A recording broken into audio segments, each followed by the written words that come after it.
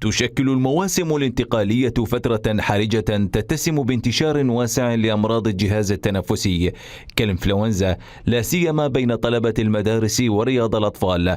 وتتضاعف المخاوف حاليا مع ظهور متحور جديد تتباين أعراضه لتشمل الرشح والسعال، مع وهن عام يصيب الجسم وارتفاع في درجة الحرارة، بالإضافة إلى اضطرابات معوية. وزارة الصحة من جهتها نفت وجود متحور جديد أو إصابات فيروسية غير اعتيادية، فيما دعت إلى تقصي المعلومات عبر الجهات الرسمية. أنا أنفي هذه المعلومات. أنت تعرف جنابك نمر الآن بتغير مناخي، يعني موضوع الخريف والانتقال لمرحلة الشتاء، دائما هذا الوقت من السنة تزداد احتمالية الإصابة بنزلات البرد وأيضا التهابات التنفسية، خصوصا الناس اللي عندهم مشاكل تنفسية أصلا، من ضمنهم المتكلم. تشكل المدارس بيئة حاضنة للأمراض الانتقالية نتيجة لضعف مناعة الطلاب وتكدسهم في مساحات ضيقة، فيما ذكرت وزارة الصحة إنها تراقب الأمراض الانتقالية التي لم ترتقي إلى الآن إلى مرحلة الانتشار أو الوباء،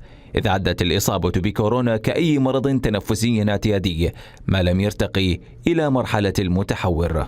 ومتوقع مع بداية كل فصل دراسي والزخم المدرسي وعدد الطلاب الموجودين في كل صف مع قلة التهوية في هذا الصف،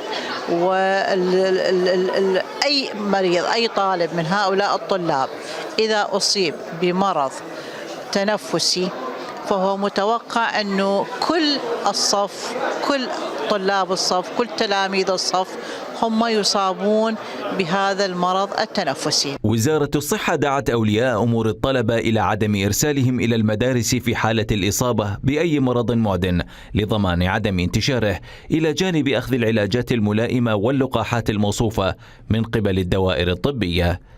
علي أسد، يو تي في، بغداد.